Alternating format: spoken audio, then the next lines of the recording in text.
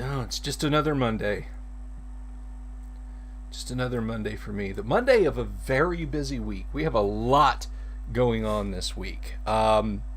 So tomorrow we've got the usual stuff. Recap from Monday night's game. Um, Wednesday, of course, we'll have Wastrel Wednesday with Kyle Schuant. Or did he say he would be out? I'm going to have to double check with him on that. Tomorrow may be a little different. I'll have to double check with Kyle on that. But if he is available, Wastrel Wednesday tomorrow. If not, we'll find something fun and dumb to do. I know it. We're smart. We're clever people.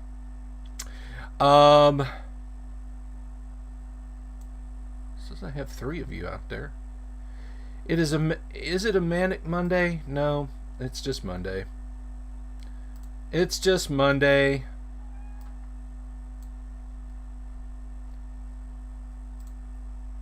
Well, for me, if it's a manic Monday for you, more power to you. You go. I got busy this weekend, and I did not start uploading the interviews that I'd done on Facebook, and I apologize for that. Guys, this week I will get those posted onto YouTube, so if you haven't followed me over on Facebook, or even if you do but you don't want to dig down through literally a year's worth of my posts to try and find the interviews that I've done with Jim Ward and Al Hammock and Darlene and Paul Stormberg and Nick Cardarelli and Rob Schwalb and Tracy Lesh, and I know I'm probably forgetting 1 or 2 people, and I apologize to them for that. But if you haven't seen those videos, I will put them on to YouTube very soon. I will start uploading them. Oh, my original interviews with Ty Beard will go up when he and I discussed the Tracy Hickman and Margaret Weiss lawsuit against Wizards of the Coast for Wizards screwing them on the last of their Dragonlance books. That was fantastic. That was hours long. I'm not gonna lie, it's not a short video. I might even see if I can break it up, but my editing skills are non-existent. That's why I do these live streams, by the way. I do these live streams because I just can't be arsed to edit stuff. I've tried. If you go back and look at the earlier videos in the channel, they're awful.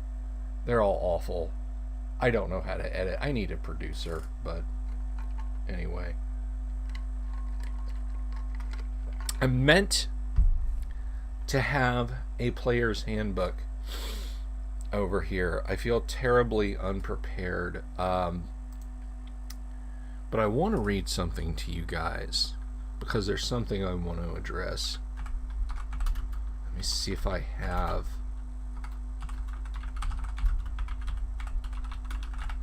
Let me see if I have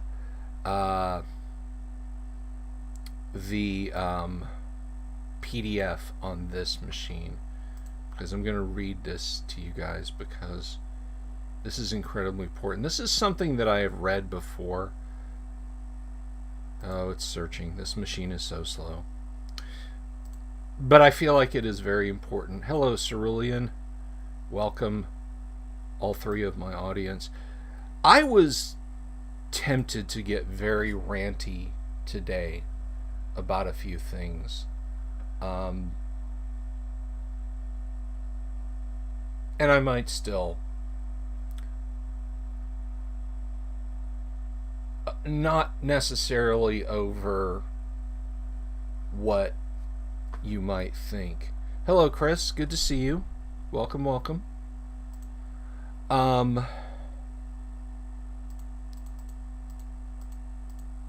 I want to be blunt about something Um, I just want to be upfront about this in case anyone's wondering. If, first of all, if you didn't follow the blow up that happened this weekend over some stuff that Ernie Gygax said, and I'm sorry for the twitching around. I got eaten up by mosquitoes when I was walking my dog this morning, and I can't help this. This is it's just so freaking bad. Anyway, there were some things that Ernie Gygax said. I don't know what's going on with any of it. And normally I wouldn't care. I wouldn't care either way. All right? You know, I mean, not in terms of personal power, but just in terms of disgust with the whole thing. Sometimes I feel like Dr. Manhattan from The Watchmen when he's sitting on Mars, you know. I'm tired of these people. I am tired of their entanglements. But here's the thing. Regardless of what you think about Ernie Gygax or the second TSR or this third TSR or Luke Gygax or what anyone else has said, just all that's not even secondary. It's not even tertiary to me. It's like, here's my interest in preserving old school Dungeons and Dragons, first edition and original. And way out in the Oort cloud of this hobby is any of this going on, any of this blow up. But the problem... Hello, Simuli. Am I saying that right? Is it Simuli or Samulai? Like, you pronounce the last like the English for I.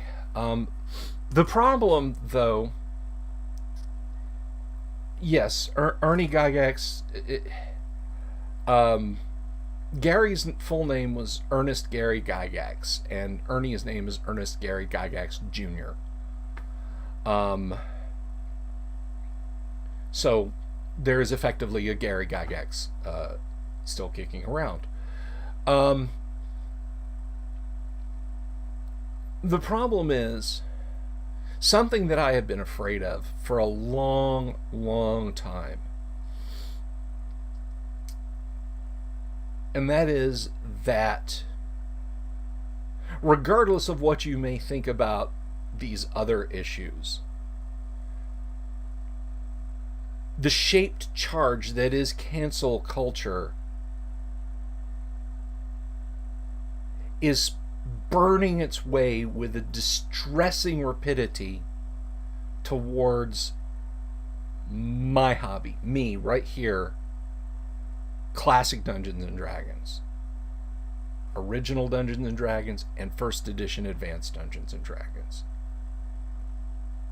I have now started to see comments out there in the most cancerous place on social media. I mean, honestly, if a president was ever going to label something a terror group, I think the system admins at Twitter should be on that list. Haha, that's a joke. Katie, I will answer your question in just a minute.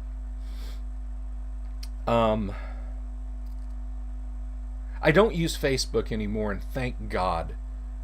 When I was setting up to post up the stuff to today's video, you know, I stream on Facebook. To what end, I don't know. It's like, some days I'm like, nobody fucking watches the videos on Facebook. I should stop bother with Facebook. And then I look over on Facebook, and there's people that, like, I actually care about beyond just, I know you on Facebook. Like, in the chat, and asking questions and interacting. So it's like, I can't stop. But in having to log into Facebook, all these allegedly first edition advanced Dungeons and Dragons and classic Dungeons and Dragons Facebook groups I have, just vomiting this effluvia out.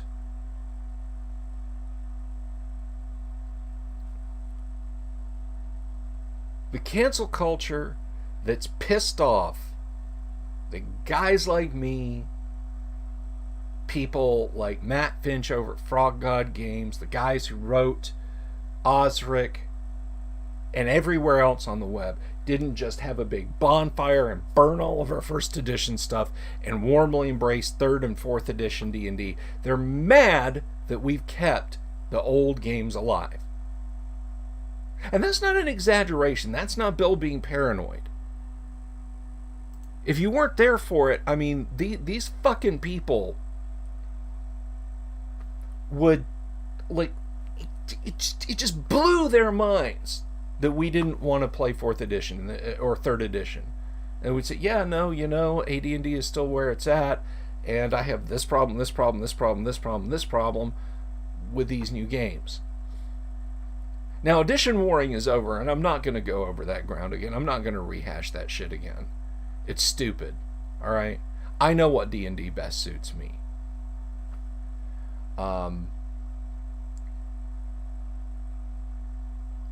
But you take that toxic mentality and you mix it with the toxic mentality of cancel culture, and you give them a big enough syringe, Twitter, and they'll want to run around injecting that shit into everything. So when I'm doom scrolling on Facebook and seeing all these links to Twitter and screenshots and so on, and yeah, the voices have started to rise that classic Dungeons and Dragons needs to be over because Ernie is Gary's kids, and oh, by the way, Gary said this thing that I think is problematic. So they couldn't beat the games down based on gameplay. So now they're coming after it from this angle. And I have been fucking warning people about this for a long time. I have been warning people about this for a long time. And the response, sadly, from a lot of people I know has been, lol, they can't do anything to classic D&D, so what? This is a tempest in a teacup. Don't drag internet politics into our discussions, man. Here's the thing. If they really get their hooks into it, and they really decide that mean old Gary Gygax needs to be dehabilitated, and classic Dungeons and Dragons needs to be ripped down, then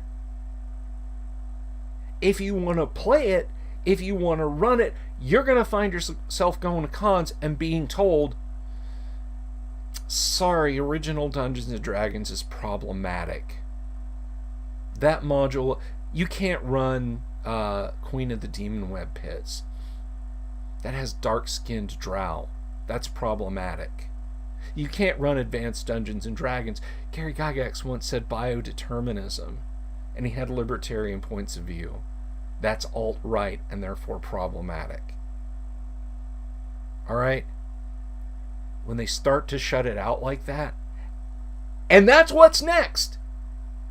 That's what's next. And people say, no, Bill, that's not, you're paranoid, man. You're crazy. That's what's next.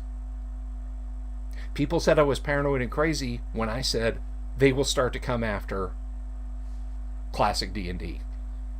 They will decide that Gary Gygax Sr. was problematic and that he needs to be canceled. Nah, Bill, you're paranoid, man. You're paranoid.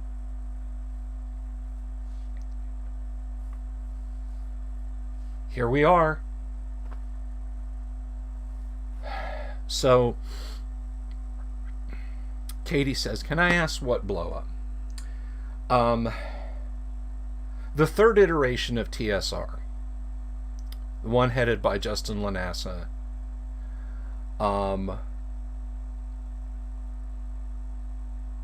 Ernie Gygax said some things on an interview that people didn't like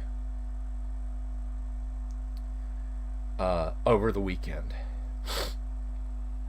Hello, Nidaloth. I don't think you've been on a chat before. Welcome.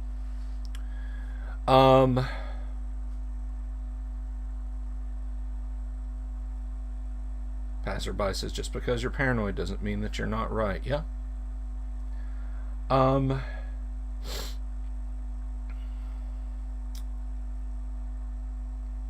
So Ernie makes these statements, which, for the record, I don't agree with. But the Twitter sphere went into overdrive. They are howling for this man's blood. And a bunch of the same people said, oh, by the way, Ernie's dad said some pretty problematic stuff too. And dug up forum posts from the early 2000s, from EN World, from Dragon's Foot. And they've taken stuff out of Dungeons and Dragons, out of context, out of Dungeons and Dragons. I'm telling you, you can stick your head in the sand. If you love classic Dungeons and Dragons, you can stick your head in the sand and you can act like this isn't a problem.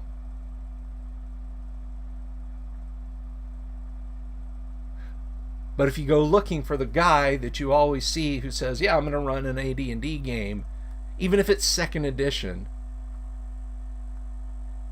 although 2nd edition might get a pass, I don't know, because it's de-gygaxed. I'm wondering how long it'll be till people start to rehabilitate the image of Lorraine Williams because she got rid of that mean old Gary Gygax. She saved Dungeons and Dragons from Gary Gygax's clutches. But if you go looking for that old neckbeard and you're like, I've seen Bill's channel, I'd really like to try AD&D, I guess I'll go over here and check it out, and that guy's not there anymore,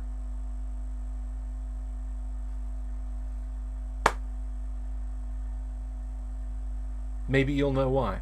If you go to a comic store and there's a big sign up saying that, that you can't play the following games, and original D&D and AD&D are on that list, you'll get it then.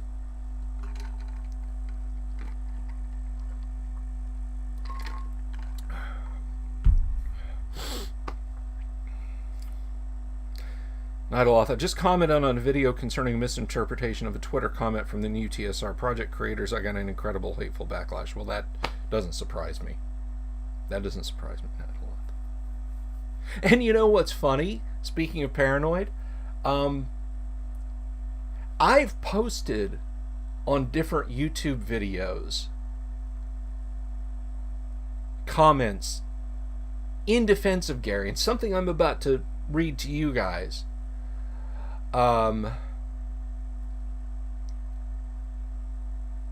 That I've made the comment.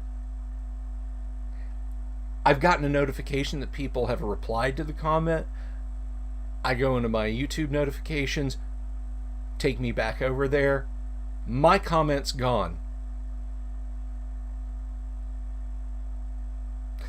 Now, I have a YouTube page. Obviously, I have a YouTube channel. Rich Denver, Twitter is a cesspool of disillusionment. Yeah.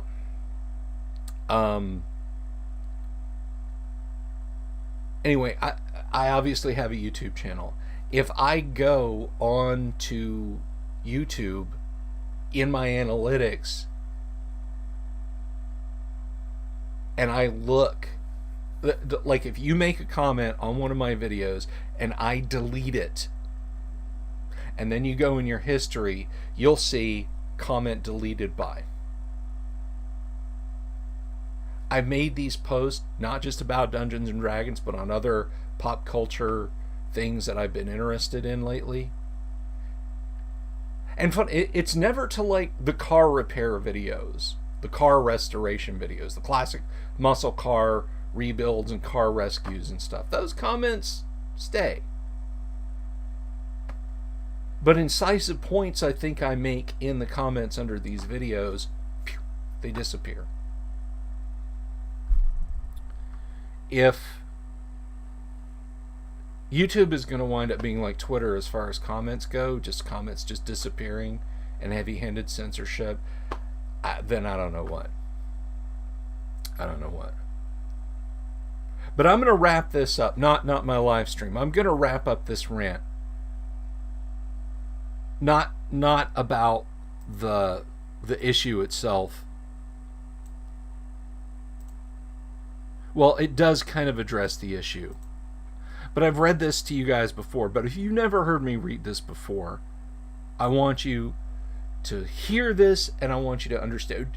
If you hate my guts, if you're one of those people from back in Usenet days who used to scream at me on Rec Games FRP D&D or whatever it was, because I'm a fan of first edition and I wouldn't embrace third edition and I wouldn't embrace 3.5 and I won't embrace Pathfinder and I didn't embrace fourth edition. If you're one of those people, I especially want you to hear this, particularly if you're one of the people who's now decided to tilt at windmills and make classic Dungeons & Dragons a target for your social justice, cancel, cancer, hate. Players, and more players. That's what comprises the D&D phenomena. And phenomenal is what it is as the audience for this, the granddaddy of all role-playing games, continues to expand. D&D players happily come in all shapes and sizes, and even a fair number of women are counted amongst those who regularly play the game, making Dungeons & Dragons somewhat special in this regard.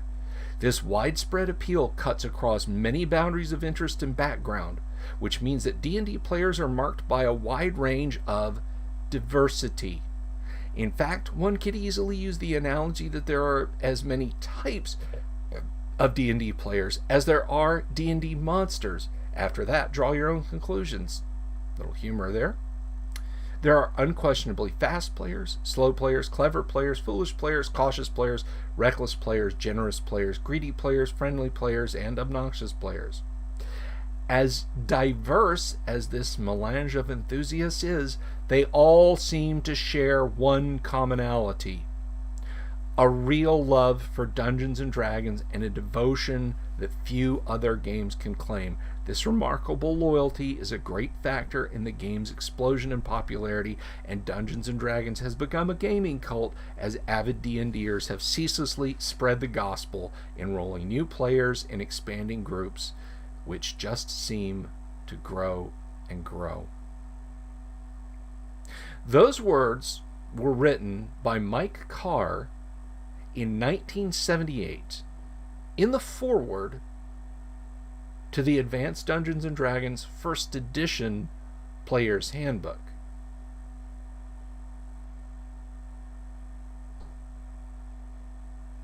I don't know of any other subsequent Dungeons & Dragons book that directly celebrates the diversity of its players like that.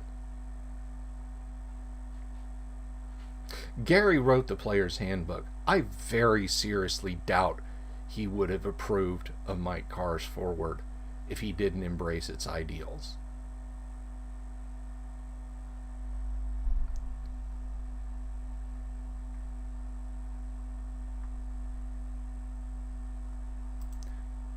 So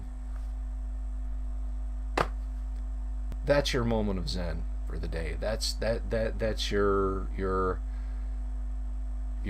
chapter and verse reading.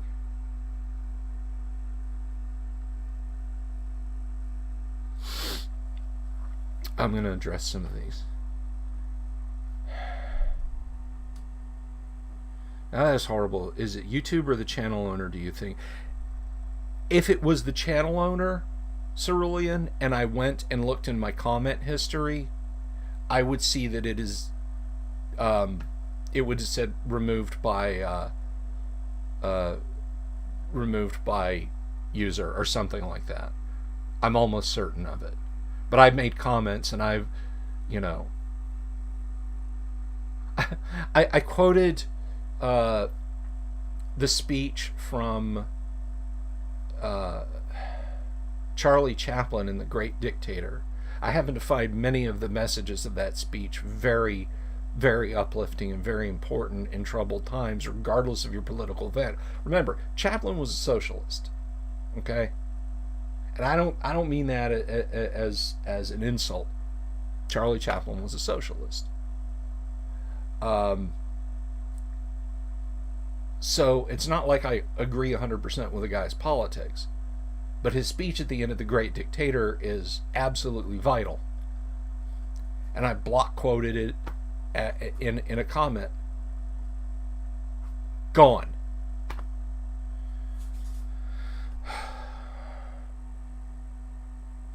The definition of racist is anyone who's winning an argument with a liberal. Well,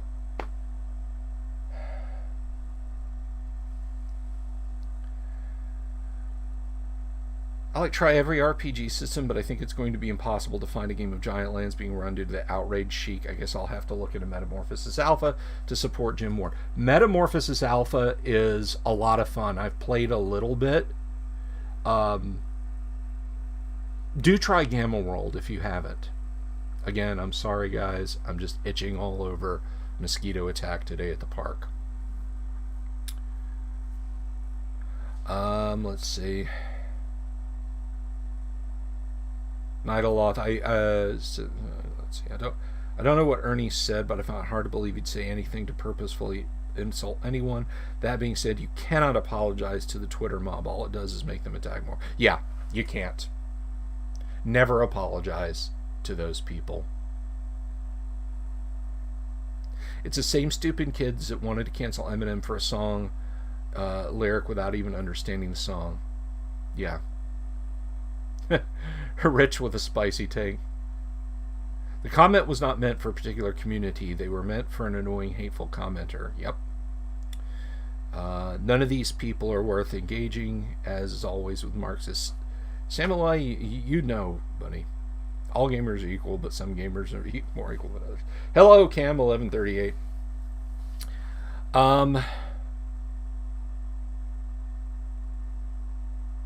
So I guess that's how I feel about it, guys. I know a lot of y'all are younger than me, but y'all don't. You guys don't remember a lot of you know, for you, Dark Dungeons is just kind of a funny movie based on the eminently laughable Chick Tract. When I was a kid in the 80s, and there were like the half generation before me from the 70s even, that shit was like a real mindset. And I've even talked to people who were kids in the 90s. You know, when I was in my mid-20s and D&D lay fallow on my shelves, who say, yeah, you know, it was, the moral panic was still going. Like in the 90s, you know, there were people outside the one game shop within like 100 miles of my dinky little town in East Texas, and I go there on a Saturday, and you know, there's a guy walking up and down the sidewalk with a sign and handing out the Dark Dungeon Chick Tract. It was still getting you know, slagged on back then. Or slagged on as recently as then, I should say. Alright?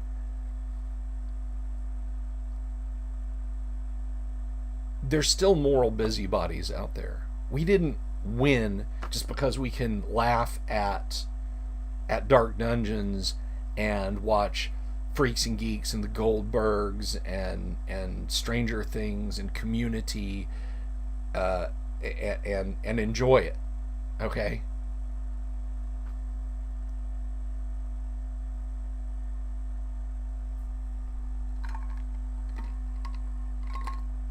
And in no anticipation of any of this, I explained why on Friday, because the question was asked why I prefer AD&D First Edition to other versions of D&D, and I explained why.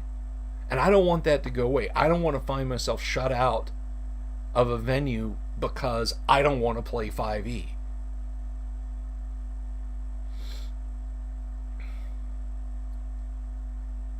Cam, you're right. It was real. It was very real. Jim Ward never commented against a community.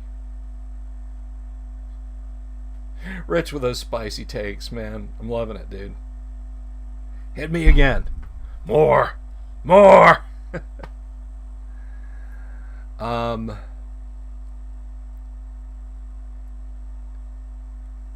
So the other thing that I want to mention, the other thing that I want to bring up, and timely comment from Nidaloth. Thursday, I will be doing 2 streams on Thursday. I will be doing the 12:30 stream, and I'm going to have, as a return guest, Alan Hammock will be here. He helped design the Slavers modules. He designed Ghost Tower of Inverness, which I was very disappointed to find is not set in Inverness, Florida, but what are you going to do? I think every state in the United States has an Inverness in it. Just, I figure there's got to be one in Massachusetts. There's definitely one in Florida. I know there's one in Georgia. I'm pretty sure there's one in Alabama. I just think Inverness is one of those place names. It's like the main street. Like, where do you live? Oh, Main Street in Inverness. So yeah.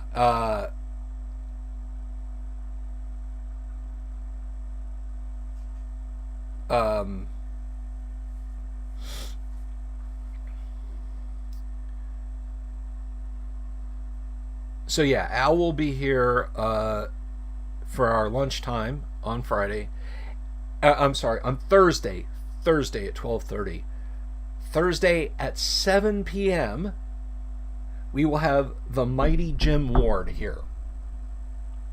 Now, Friday at noon, TSR alum Skip Williams will be joining the live stream. So that's 3 guests in 2 days. It's going to be a rip-roaring second half of the week.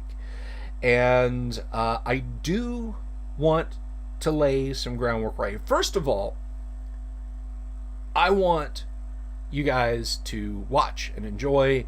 And if you can't be here for one of the streams and you've got a question that you want to ask Alan or Jim or Skip, please put it in the comments. You can email me, bsylvie@gmail.com. And I will do my best to ask. But try to be here. Do try to be here, because sometimes I might not know the context of a question and might not ask it the right way. Or you might not be here to fully expand upon it. Like sometimes people make a comment in the comments and say something, they'll ask me something and I won't know how to answer to respond to it, and I'll be like, oh, you're gonna have to tell me more. So if you're just like, why was the module blue? I'll just be like, you're gonna have to give me more to work with. So try to be here for the live stream, or don't be afraid of brain dumping a whole bunch of comment, question stuff to me with that. So yeah, all those guys are going to be here. Normally, I never say don't do this, don't do that when I have a guest on. As long as it's within the realm of good taste, feel free to ask.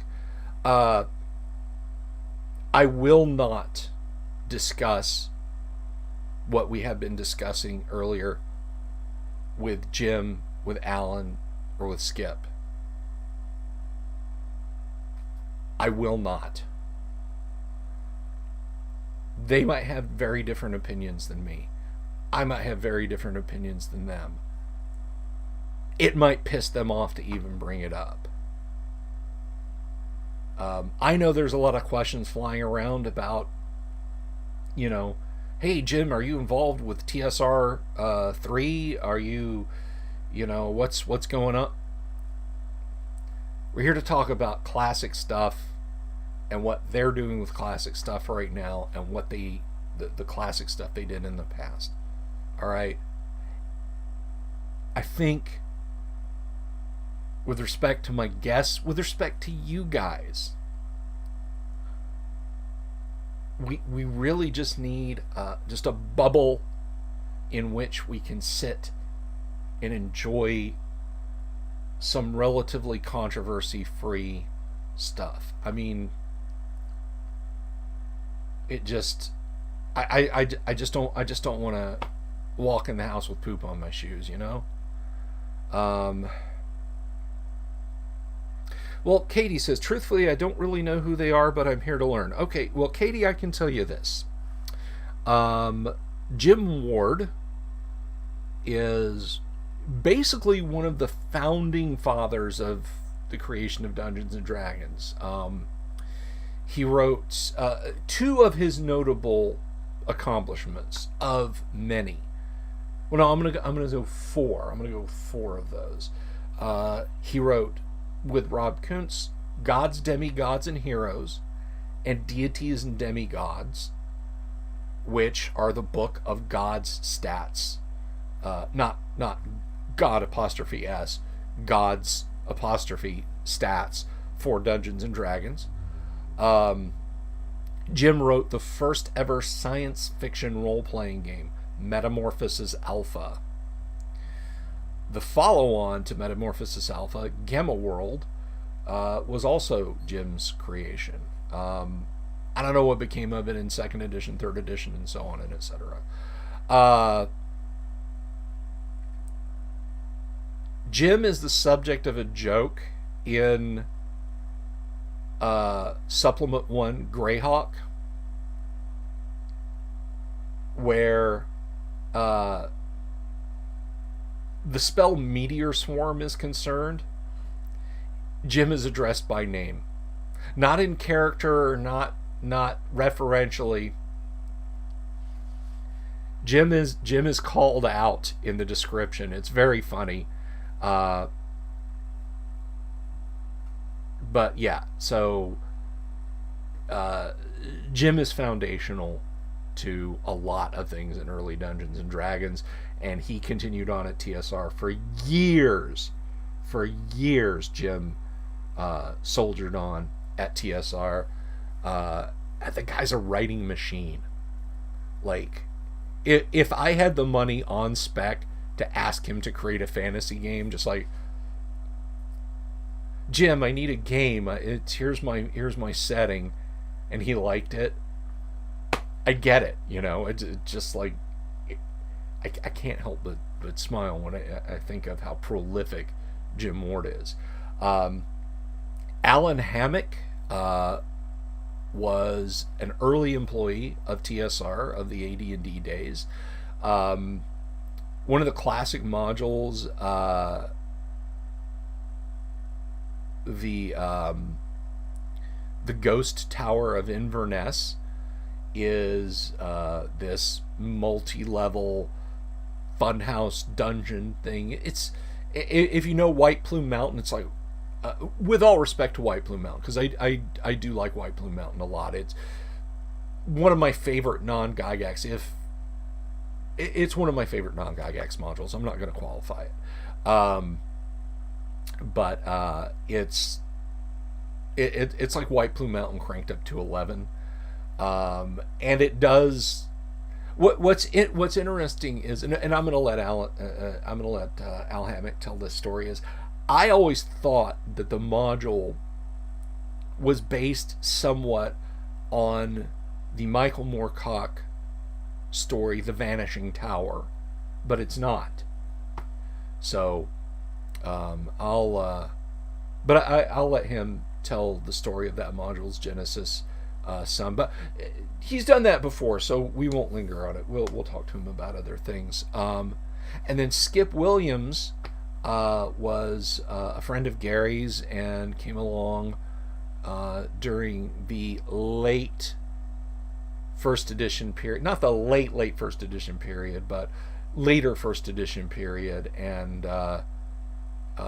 was a TSR employee, and he's a friend of Tracy Lesch's, whom I really hope is feeling better these days. Tracy, you're in our thoughts and prayers, bud.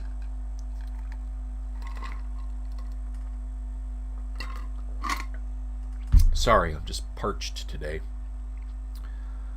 So yeah, we're going to talk about gaming stuff. We're going to talk about what Jim did at GaryCon, what going to see if we can get Alan to sit down at the gaming table, game with us, and we'll find out what Skip Williams is, because Skip Williams is instrumental at GaryCon. It's like Skip was doing a lot of technical stuff, and I remember, I'll tell this story. I don't want to steal too much of Skip's thunder, but Skip, I wanted Tracy Lesch to be able to play in one of my games. He was really interested in being in one of my games. I think it was Lost Crypt, and the game filled up completely. And he was like, man, I really wanted to play Lost Crypt, because Tracy did some of the art in Lost Crypt.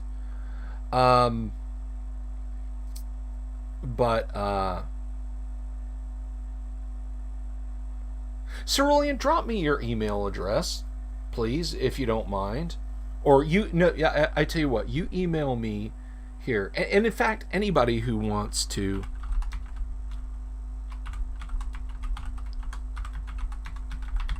email me, damn it, not that. Anybody who wants to email me can email me right there.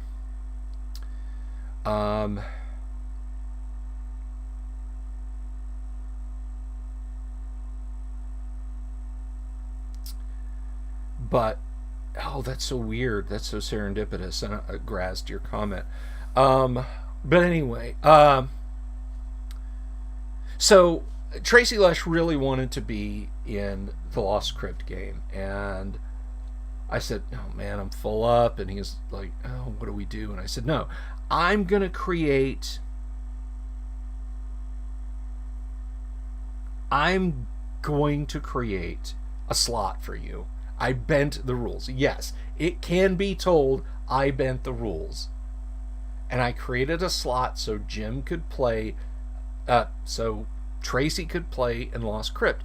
But I had to go and ask somebody, and Skip was basically manning the control booth, as it were, pulling all the switches and pushing all the buttons to make stuff happen. And so I said, Skip, I need some help with this. I got a friend, they really want into Lost Crypt, and normally I would tell them, hey, I'll run it for you some other time, but this is actually a TSR alum. This is Tracy Lesch. He was there from the beginning. And Skip's response was great. He's like, oh, I know Tracy. We're really good friends. I certainly hope I can help him out. So I was able to just go straight to Skip and get Skip to bend the rules for me a little bit, to open up a seat and reconnect those two guys. I guess they were Facebook friends, but they didn't really conversate with each other that much. So TSR alum Tracy Lesch, foundational guy, pioneering guy, and I'm going to qualify that in just a minute, because I don't want anybody misunderstanding me. And Monty, it's Monty Cook. Damn it, A-Wig, you tripped me up. Skip, kind of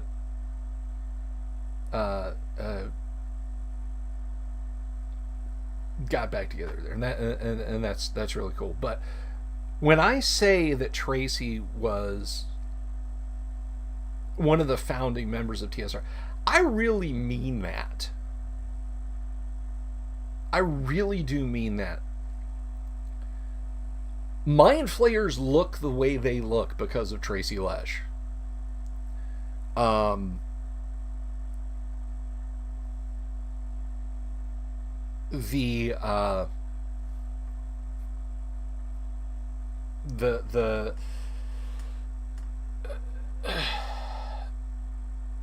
entirety of Tomb of Horrors was illustrated in just a few weeks by Tracy Lesh.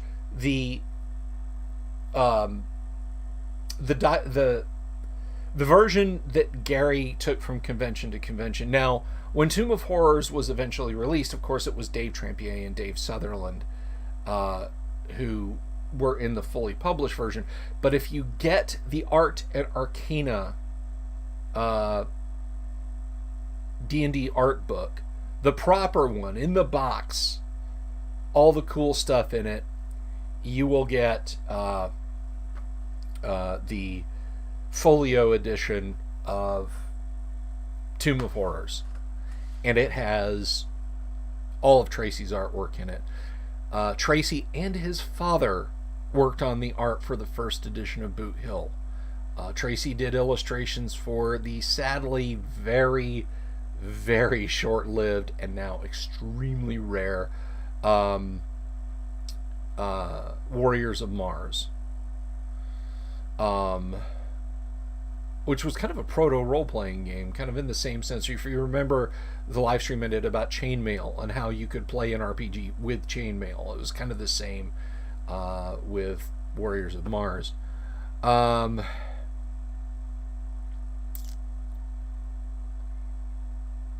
So let's see. So that's when I say foundational member of TSR, I don't just throw that out there as a like, Tracy's my buddy, he did some early D&D art, therefore I'm elevated. I don't have to elevate Tracy. He was there. You know, I mean, he's literally one of the first guys. And what he did influenced D&D. It's echoed down through decades. All right. Let's see. Really looking forward to the interviews. Love hearing from the TSR Old Guard. Yeah, me too. And Katie, you're absolutely right. A good DM can bend the rules. That's our job. It's in our job description. It is the spirit of the game, not the letter of the rules, which is important. Never allow some barracks room lawyer to quote the rules to you. Gary Gygax, Afterward, Dungeon Master's Guide, page 238. Lucky Duck, yeah, I wish I could get a resin printer too. So Tracy is like the Steve Ditko of D&D. Yeah, I would say.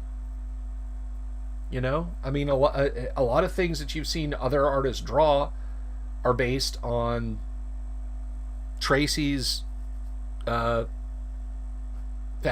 artwork, and the foundational artwork of Greg Bell and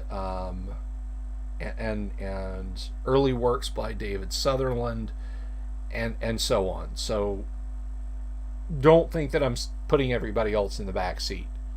Tracy was one of a core of OD&D artists, but yeah, stuff like the Mind Flayer and so on, and it blows my mind, no pun intended, no irony intended, that no, light died, that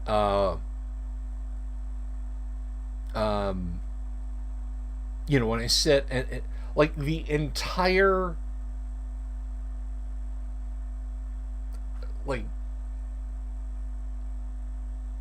plot of season 2 of Stranger Things, even though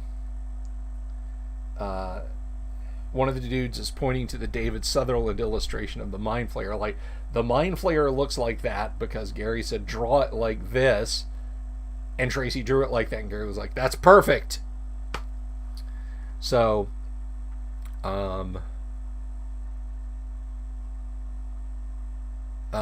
so watching Stranger Things, it's like the bad guy is called the Mind Flayer, even though it's not a Mind Flayer. It's like it's an extra dimensional horror. It makes me smile. I'm just like, I know the guy that created that thing. Well, the look for that thing. I want to have Tracy back on soon too. Like I said, he's currently undergoing cancer treatments, and we're just praying for him and keeping our fingers crossed, and hope everything will be all good with Tracy. So anyway, so that's this week. Now next week, because we're not done yet. We are not done yet by any stretch of the imagination. Are we done? Are we not done? I don't know. Let's see. Next week, we haven't nailed down a day yet. Jeffrey Talanian will be here. Now, Jeff is a writer and blogger and all-around good guy in the hobby. If you don't know Jeff, well, you're going to meet Jeff. Jeff has got lots of cool old school stuff going on. Let me see.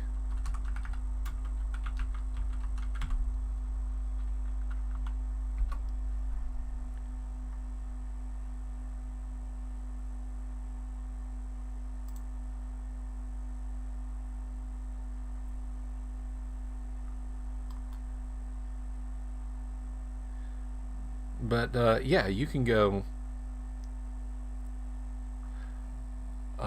You can go check out his stuff. He did Astonishing Swordsmen and Sorcerers of Hyperborea is one of his projects. We're going to talk about Jeff. I've known Jeff for a while. Castle Zagig Upper Works. He worked on that with Gary. That was largely his baby. So if you're one of those lucky few who ever got a peek at Castle Zagig, then Jeff's why. So we'll talk to him about collabing with Gary and all sorts of fun stuff. So that's next week. Don't have a day nailed down for it yet. I will ever and always reach out to Tracy and see if he's feeling like doing a stream next week. Paul says, nice, Jeff's a good dude. Hoping for more info on ASSNH 3rd Ed. Yeah, me too. Me too. I'm looking forward to that. So I'm going to take a moment here. I'm having a moment. I've either lost or gained a bunch of viewers today. I don't know. It's still sitting at 714 subscribers. But I'm going to beat on this drum. When this channel hits 1,000 viewers, my 1,000 viewer gift to you guys, in addition to being a face conceal, kidding about that. Some YouTubers who never show up on camera, they're 100,000 viewer face reveal. It was a thing a couple of years ago. Anyway, at 1,000 viewers, there will be a mini convention, a virtual mini con. I will hold. Kyle's going to run some games. I'm going to run some games. We're going to do an awesome time. This table here in front of me is going to be filled with miniatures and terrain for every game. Help me get 1,000 subs, guys. Help me get 1,000 subs, and I will host a mini convention. Hit like, hit subscribe, click the bell icon, leave comments on the videos. That helps. It gets them algorithmized and pushed into the limelight, so to speak. And it'll help me get that info out there, and help me get to 1,000 viewers. Because when we hit that, the mini convention arrives. That could be before the end of July. That could be this fall. I'm feeling like it's going to be a little closer to autumn, though. At the pickup rate at which I do the I do seem to get bunches of subs. So I really want to hit 1,000 viewers, not just because of the monetization, because the monetization doesn't kick in until I get, like, I don't know, there's some metric for engagement that I don't really understand. But at 1,000 subs, I can do things like I can schedule live streams from my phone. Isn't that the weirdest friggin' thing? Like, I have gotten ideas when I've been in the grocery store, like, oh, I should totally set up the live stream to do this. You can't schedule a live stream from your mobile device. Oh, well, fuck you too, YouTube. I just want to schedule it. I just want, you know. So I really want to get that where I can do that. I can't put, like, thumbnail pictures in my community discussion. Not video thumbnails, but I can't like share screenshots like ooh, what might this week's video be about, and just like put a blurry like corner photo. Yeah, no, I can't, because I don't have at least 1,000 viewers. It doesn't let me do that. I can't put a poll up like, what do you guys want me to talk about today? You know, my favorite flavor of bubble gum, or miniature painting techniques. So there's so much that I can't do on YouTube until I hit 1,000 subs. But I'm going to give back. If you guys help me get 1,000 subs, we will have a virtual mini convention. It's going to happen. It will absolutely happen. I promise you. So just keep that in mind. Tell your friends about the channel. Tell them to come over and click subscribe and click the bell and leave a comment on a video that they like, because I'm sure people need more of that in their life. Come on and make comments on some beardy D&D nerds tiny little obscure YouTube channel.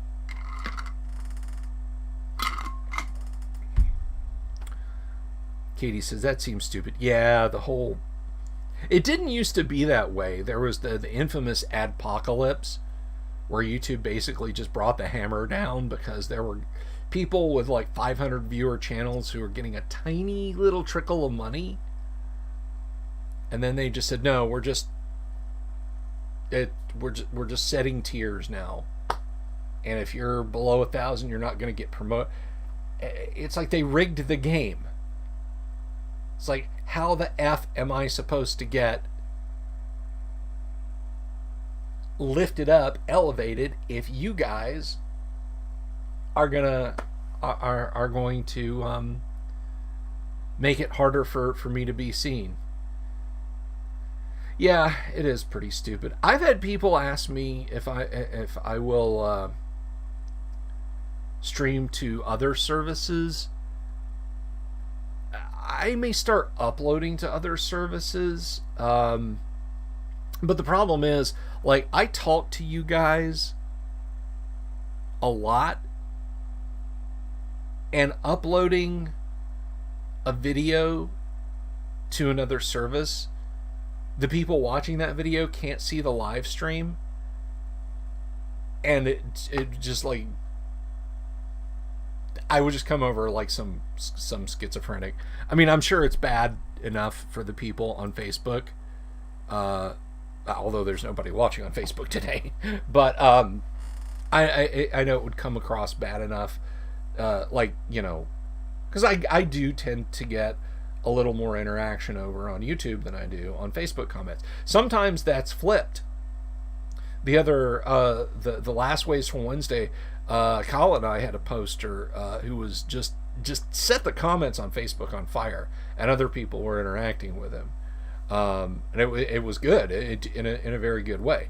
But generally speaking, I have more interaction on YouTube than I do on Facebook. So if people are just sitting out there, like, they have the video on in the background on you know, they're at work or driving or whatever, and they hear me talking to you guys, they're just like, I can't see that, I don't know what you're talking about. So I can't imagine how it would be if I took this video, sans comments, and just uploaded it to somebody else's service. You know, post ex facto, they might just, at least on YouTube, you can come over and sit and replay the comments like, oh, that's what he's talking about. Let's see. Chris says, I bet if you DM the Minicon while cosplaying in full drow regalia, you'd get it. Those subs in no time. The reaction of seeing you in drow face would be 100% positive. Yeah, right. To quote Shirley from Community, are we just not going to say anything about this hate crime over here?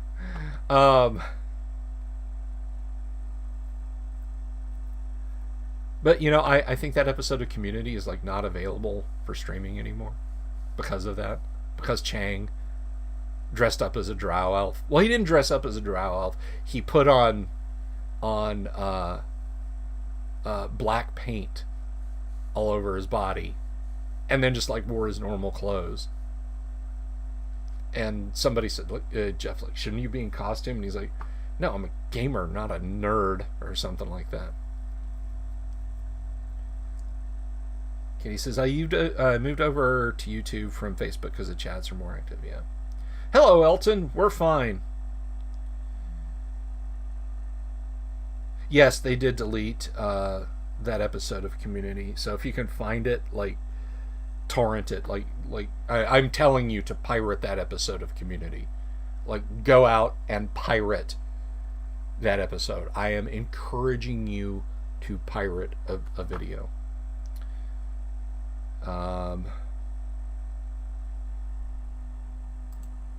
Rich Lopez over on Facebook. I got a comment on Facebook. Rich says, I came here for the discussion of dead kings. Yeah, I was a little glum when I wrote the subject line, the quote from Richard II. If you're not familiar,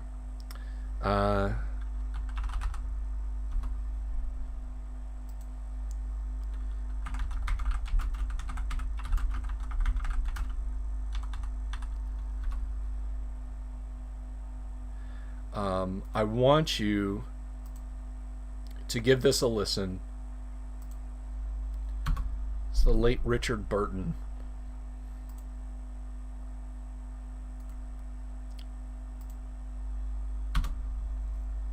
I am at, let's see.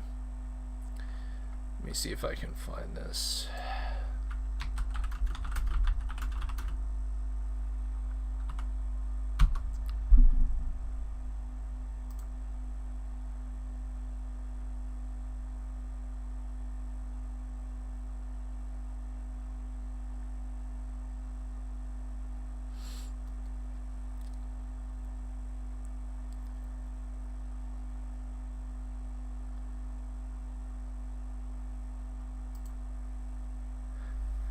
All right.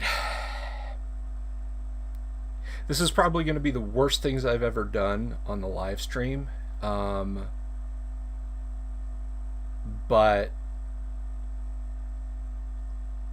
I'm going to do it anyway, and I apologize if you are truly a fan of the Bard. I hate the sound of my own voice. I cannot imagine what it must be like for you guys having to put up with hearing me talk for an hour or an hour and a half every day. This is where my subject blurb for today's video came from. With all apologies to the ghost of William Shakespeare and anyone who loves his work. But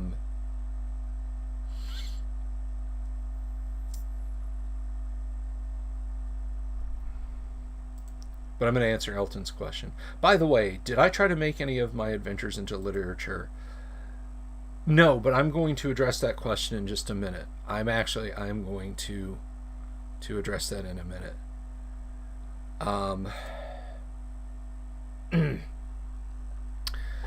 I'll try not to pause, I will try not to and I will try not to stammer or make words into what they're not. So I'll be reading this very slowly and deliberately.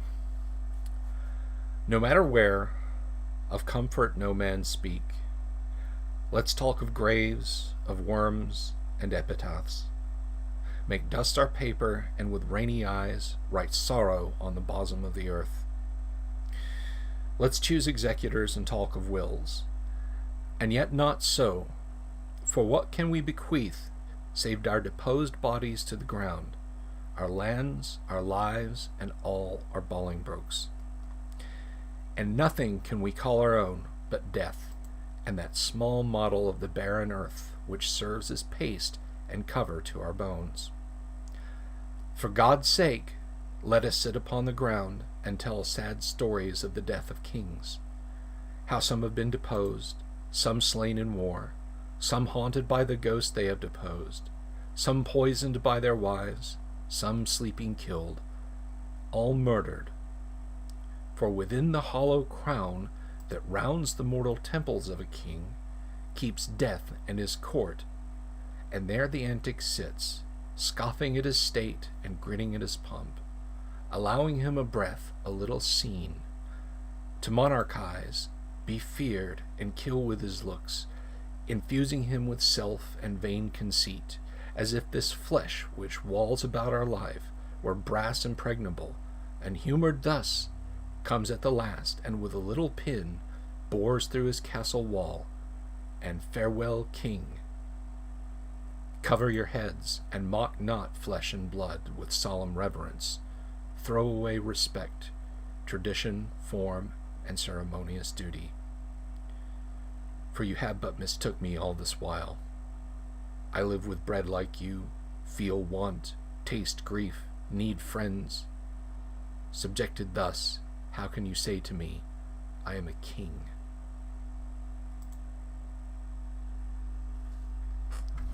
So that's from where I took the title blurb, the description blurb for today's episode.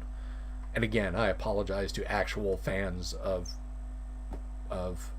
Shakespeare for that. So, but that's where it came from. They canceled Shakespeare too. Rich over on Facebook says they canceled Shakespeare too. Yeah, I have no doubt. I have no doubt. So anyway, that's where it came from. Let me see.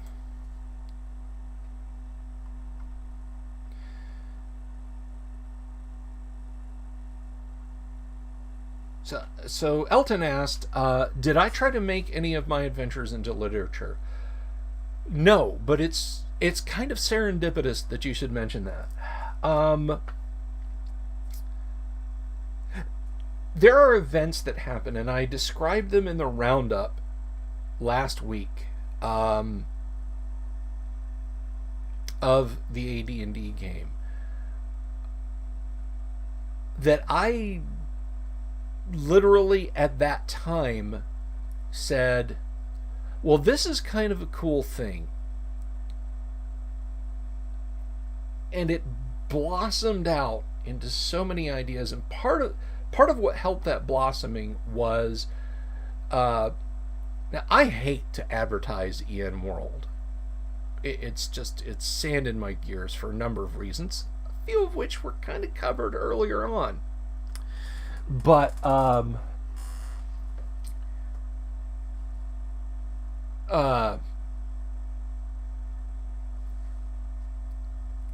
of my players was a fan of a novel-length series of posts, which is sadly apparently come to an end. There haven't been any updates for a couple of years on it. About a group of 4 or 5 characters. I think the actual cast may be larger, and it's called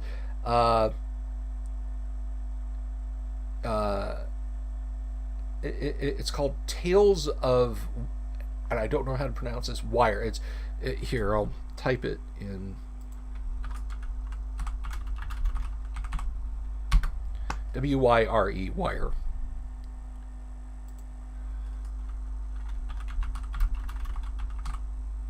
And I don't have a link to it. But, so one of my players, Alan Groh, he asked me, he said, hey, have you ever read this? And it's kind of interesting because it's definitely an approach to what happens when you redeem a demon. Now, mine was a little bit more D&D mechanical,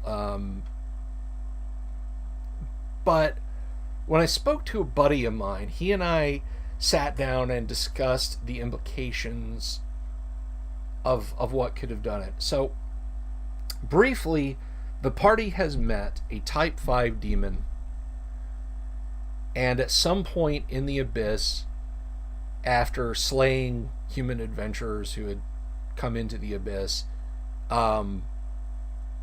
she took their treasure and found a powerful magical helm and said, hey, I'll check this out, and put it on.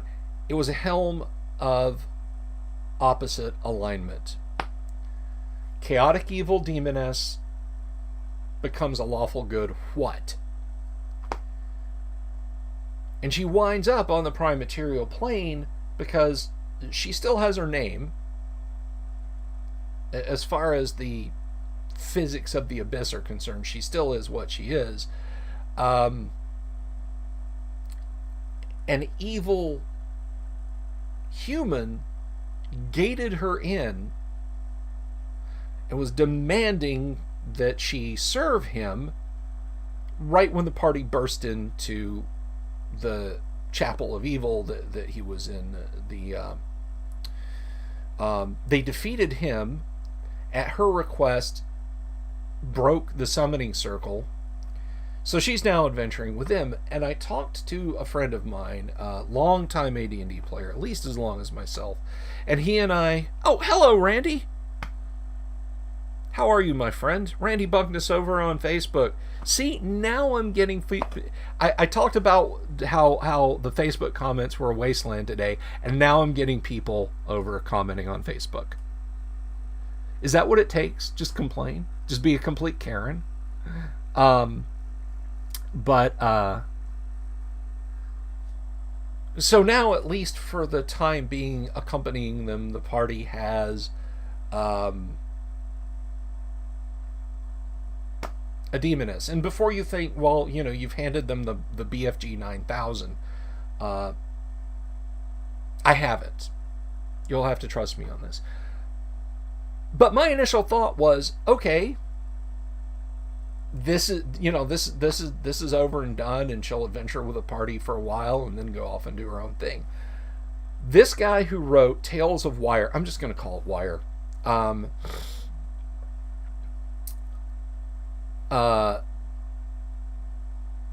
he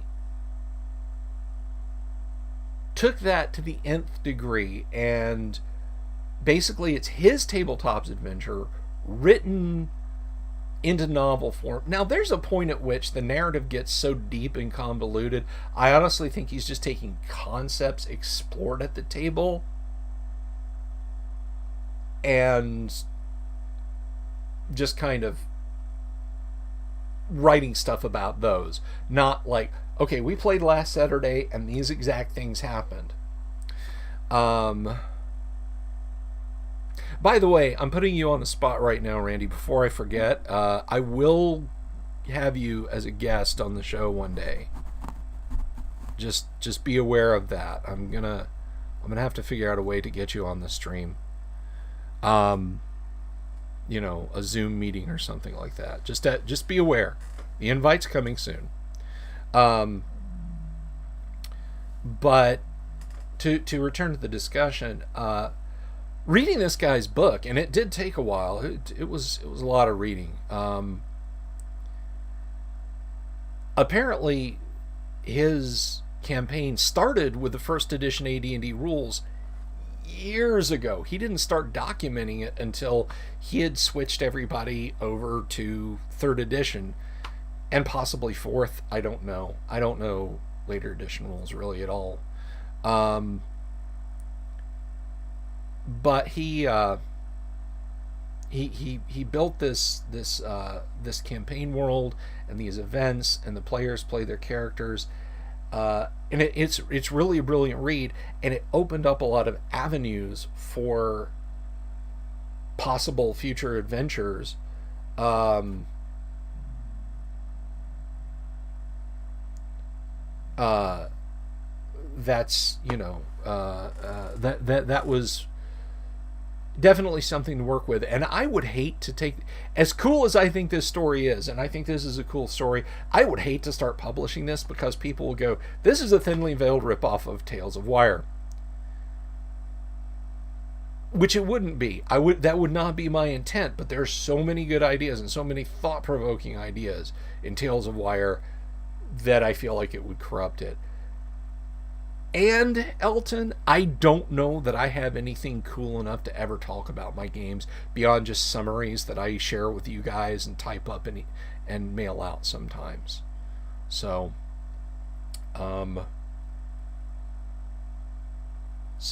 yeah, that's kind of a long, convoluted answer to your question.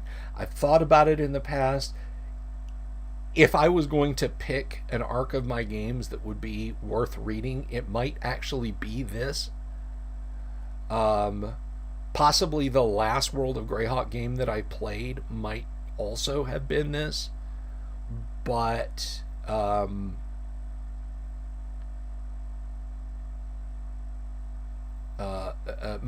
might also have been the thing that I would write about. But I also don't think I'm a good enough fiction writer. Like, I sit down and try and write fiction, and it's just clunk, clunk, clunk, clunk. It's like driving a car that the timing is just way off. Like, I cannot. I can't write fiction. I've tried. I have an idea for a Cold War, like very early 1940s Cold War spy drama in my head that just, when I think about it, it plays out beautifully. I mean, it's just amazing. It starts all the way back in World War II and goes like through 1947, and a sequel and a final book. I can't write them. I don't have the mental tools to do it. What do I think about South? I'm going to be 100% honest with you. Um, I've never read a book by R.A. Salvatore. I haven't. I wish I could give you a better answer than that. When I discovered that that even Twilight have a book where every sex is mirrored, I think the concept is quite peculiar. Yeah, that's kind of odd. Art is either plagiarism or revolution. Gauguin. Well, that's an interesting take. You know, I mean,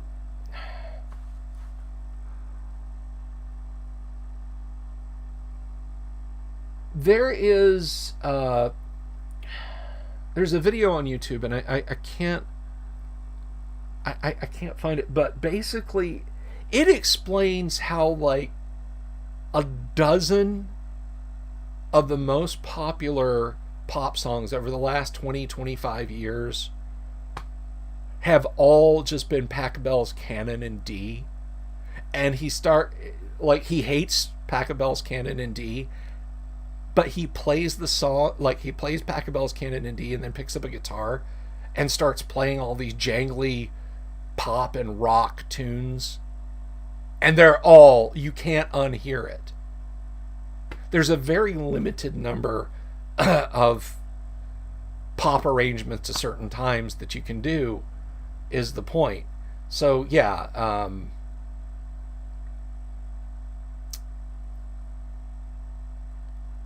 So you have to have a passion for creating. You just need a good editor. I need someone who can like basically take my outlines and write them into good books, because that's the level of editing I need. And talking about RPGs with modern settings, what systems work better in your opinion? I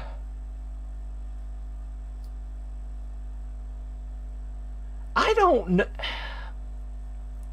Modern is kind of a loose term. Um, in historical wargaming, if you say to this wargamer, yeah, we're going to play moderns, to them, that's everything after Napoleonics. Or that might even include Napoleonics, because there's cannon and guns. To them, modern is anything that is not strictly bows, arrows, swords, and spears, and chariots. To some wargamers, modern means, World War One through the Korean War. Everything after they categorize as contemporary.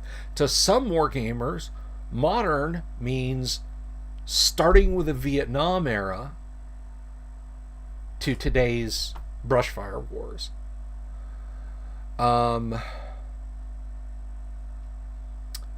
So, I mean, is Call of Cthulhu a modern RPG?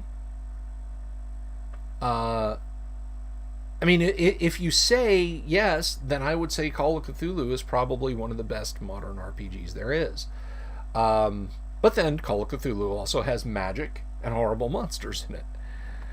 If you're just talking about gritty modern adventures, then I might be inclined to I might be inclined to say that well,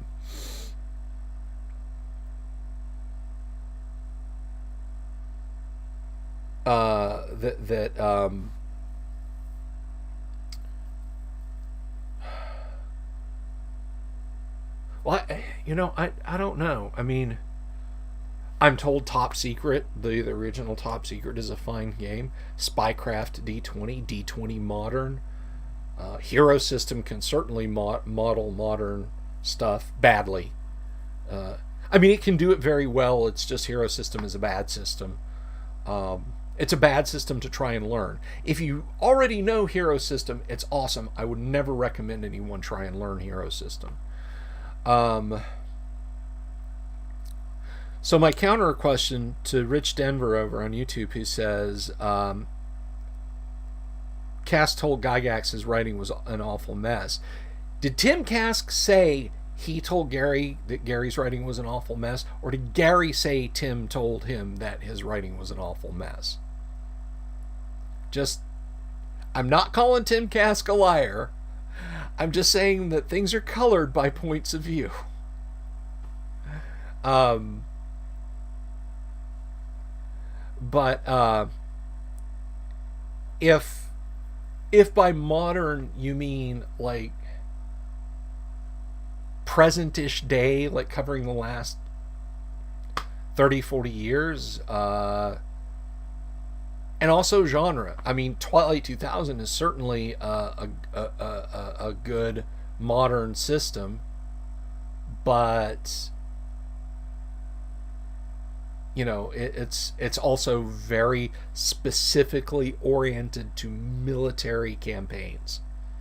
There's not a lot of stuff that takes place outside. We need fuel for the tank, we need ammo for our gun, we need food so we can stay on the march, we need to defeat the Russians over there or the Cubans over here, or try and get this helicopter working to make it back to West Germany and then eventually home.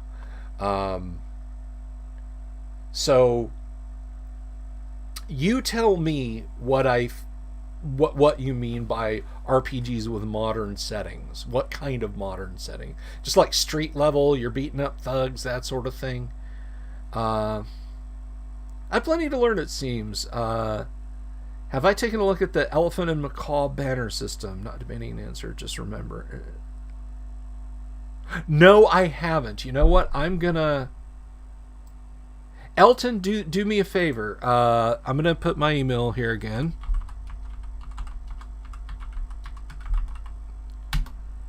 Email me right now to remind me about that.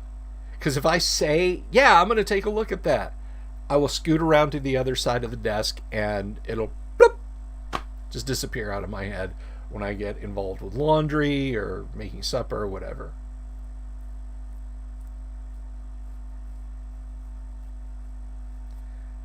So Cass said that to Gygax and said, let me edit. I mean, Tim Kask did a yeoman's job editing. He has told me the story of the peach basket, that Dave Arneson's notes were stacked in a peach basket, which, if you're not familiar with agriculture, it's a long sort of conical basket with a flat bottom that you pick peaches and put into this thing.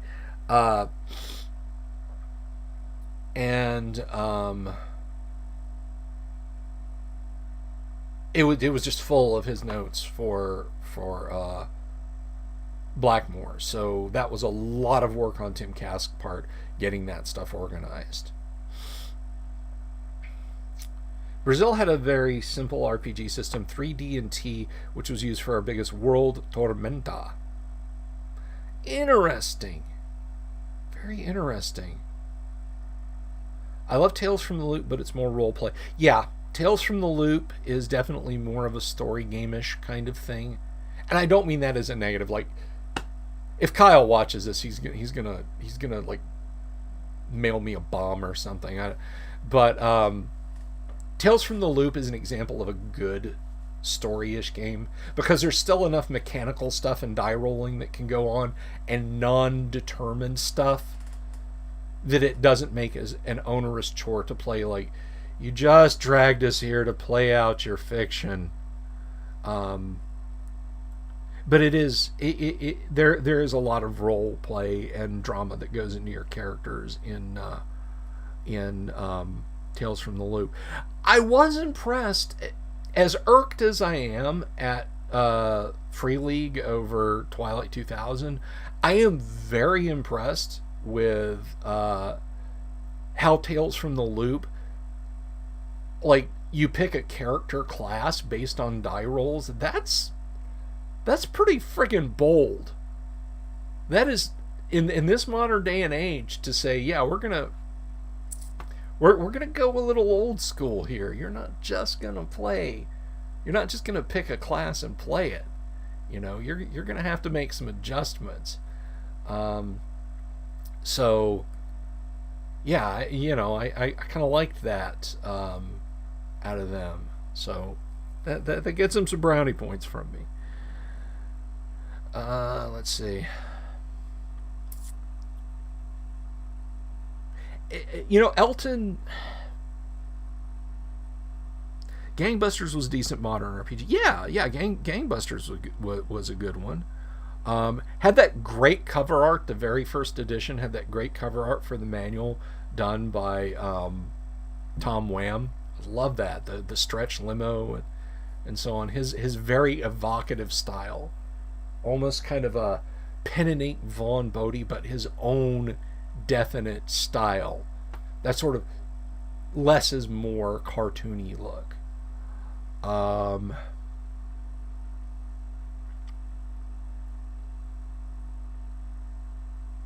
So Elton mentions gaming in Brazil.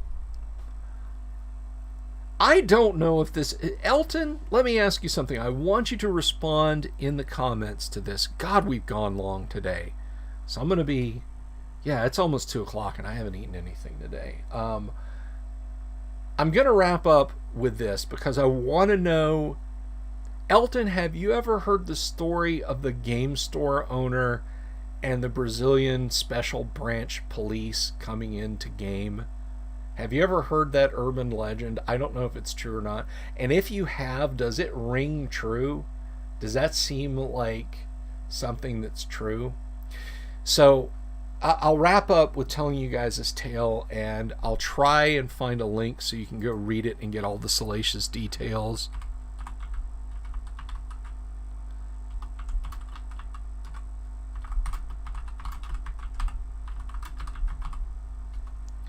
Let me see if I can find this.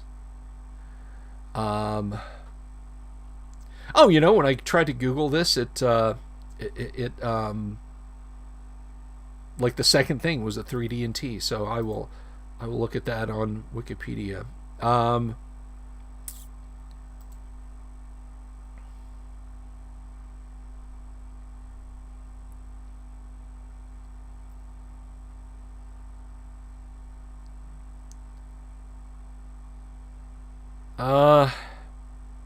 So I can't find it, but you really, really should try and dig this up.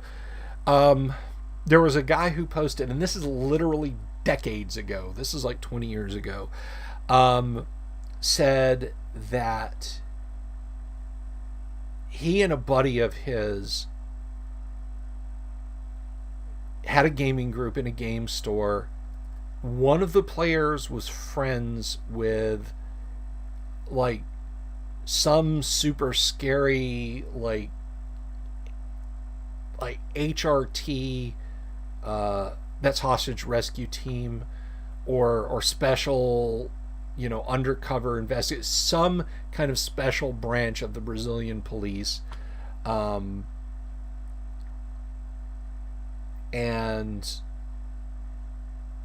he was explaining his hobby to this guy, and he said, yeah, that sounds pretty cool, we're gonna come and do that. And then one night, like, these just incredibly scary dudes show up.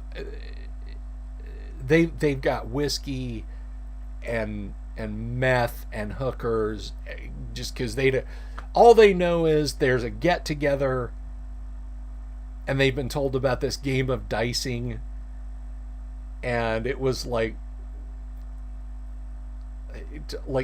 incredibly frightening, and it all allegedly happened in Brazil. You should definitely look the story up, and if you don't know what I'm talking about, Alton, see if seek it out. Let's see. I'll try one more time.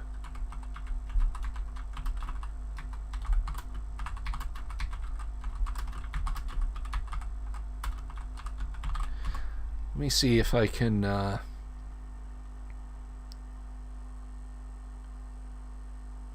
Brazilian Death Squad story. Now that's what someone else calls it, so let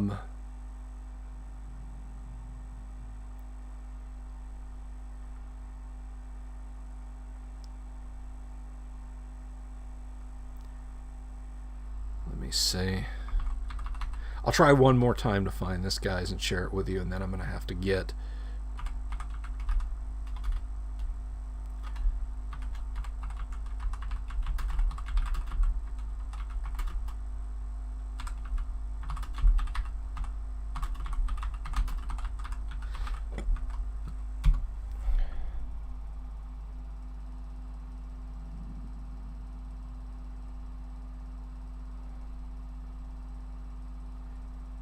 I can't find it.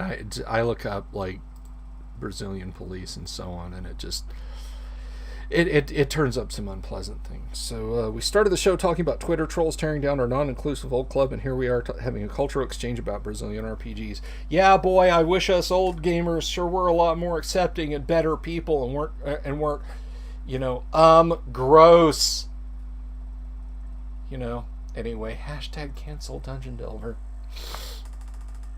Guys, when I started this stream today, I was not in a good place because I still don't know what's going on out there in the wide world. I feel like we just